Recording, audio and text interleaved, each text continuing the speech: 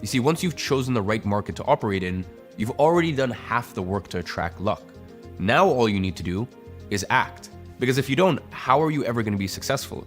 Or even lucky? I mean, how could you be lucky if you don't do anything the luck can help you with? So what do I even mean by luck? I'm sure you've heard it before, but luck is where preparation meets timing. And the emphasis is on timing. And that means that there's a finite window for you to execute that preparation. And as it were, now is one of those times. But I'm not going to sit here and tell you that the opportunity is going to end tomorrow, because it won't.